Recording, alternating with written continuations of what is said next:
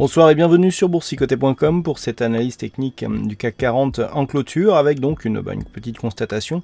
C'est qu'après une ouverture donc sur un gap haussier, on est venu valider ici l'ancienne résistance des 4459 points comme zone de support, avant de continuer ici sur un mouvement haussier qui nous a porté à clôturer au plus haut de la séance à 4503,95. Alors au-delà de la cassure ici des 4500 points qui est plus symbolique, je dirais, que réellement significatif, on a aussi cassé cette zone de résistance objectif à 4496 points, zone que je vous donnais comme étant le déclencheur de la poursuite du mouvement haussier en cours. Donc on valide ici le tracé que nous avions avec donc ces 3 points significatifs qui nous définissent un support de la dynamique haussière court terme actuelle. Du point de vue des indicateurs, alors on a le RSI qui continue à monter tout doucement, le stochastique qui était donc en zone de surachat et bien confirme ici son signal haussier, on est toujours haussier sur le stochastique. Le MACD qui est sur une petite dynamique, lui accompagne le signal, on n'a pas vraiment une grosse conviction sur ce MACD et c'est d'ailleurs confirmé par les volumes qui sont encore inférieurs à la moyenne. Donc ça par contre c'est plutôt embêtant. Sur une rupture ici de zone de résistance majeure, on aime bien avoir une poussée des volumes qui confirme le mouvement. Là, on n'en est pas du tout là. On casse effectivement. On a ici cette zone des 4459 qui est désormais support, puisqu'on a, on voit ici les cours après l'ouverture du gap qui viennent chercher ce niveau et qui repartent. Mais on n'a pas de volume supplémentaire donc sur cette rupture et ça c'est un petit peu embêtant pour la suite. La volatilité est légèrement au-dessus de la moyenne.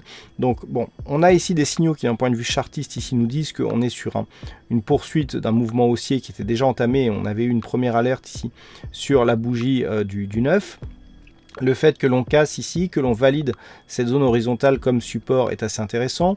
On clôture à l'extérieur de la bande de Bollinger, au plus haut de la séance. Donc tout ça sont des signaux assez intéressants. Le seul problème, c'est qu'on n'a pas les volumes qui vont avec. Et donc tous ces petits signaux chartistes ne sont pas soutenus par une convection de fond qui aurait pu faire apparaître des volumes supérieurs à la moyenne. Toutefois, on marque un plus haut significatif. Donc comme je l'indiquais, ce plus bas est confirmé comme étant un plus bas significatif et donc nous permet de valider ici le support oblique haussier. Alors nous avons plusieurs objectifs sur cette phase, comme nous pouvons le voir ici par rapport à la dernière dynamique. La phase de consolidation n'avait pas excédé ici le retracement des 38,2% de Fibonacci, à peine ici sur un mouvement, mais on avait clôturé juste au-dessus de cette zone. On ouvre des gaps haussiers qui ne sont pas invalidés. On avait un gap ici qui est resté ouvert. Ici, on en avait ouvert un autre, mais le comblement de ce gap a donné lieu à une phase de support. On en ouvre un autre ce matin. On vient combler, mais on voit que l'on valide ici cette ancienne résistance comme zone de support. Donc là, on est vraiment sur une succession de signaux qui restent haussiers et on n'a pas de configuration surachetée par rapport à une éventuelle sortie ici de cette bande de Bollinger. Et donc on peut très bien continuer à monter. Alors du point de vue ici de cette dynamique, le prochain objectif se situe légèrement au-dessus ici des 4600 points, 4614. Nous avons d'autres objectifs qui sont donnés justement par le chartisme. Alors nous en avons un qui est lié à une anse avec tasse, que l'on voit mieux en intraday, donc je vous ai déjà donné les objectifs notamment sur le point matinal. On va revenir ici sur l'extension de Fibonacci, donc qui définit la prochaine résistance du fait de ces retracements de Fibonacci. Donc pour le setup, il est très simple. On prend ici les extrêmes de la phase de consolidation et on vient tracer justement les retracements sur cette zone pour aller voir un petit peu où se situe ici l'extension. Alors attention, on n'est pas sur du futur, on est sur du cash et donc l'extension de Fibonacci sur le cash se situe à 4591 points. Donc par rapport ici à cette rupture, c'est l'objectif qu'il faudra attendre. Attention, le niveau d'invalidation, c'est le retracement à 61,8% pris sur la zone de consolidation, à savoir ici les 4407 points. Ce qui veut dire que si on repasse ici sous cette zone, c'est sur contact des 4407 que nous aurions un niveau d'invalidation. Et si on revenait sur ce niveau, la zone de support serait toujours cette zone ici, 4402, 4410 points. Donc c'est toujours intéressant d'avoir des retracements ici qui se rapprochent des zones de support ou résistance horizontale. Voilà donc ce que l'on peut dire sur cette analyse technique du CAC 40 en clôture. Alors, aujourd'hui il y avait un fixing, c'est Sozer qui gagne sur cette session, donc bravo à toi Sozer.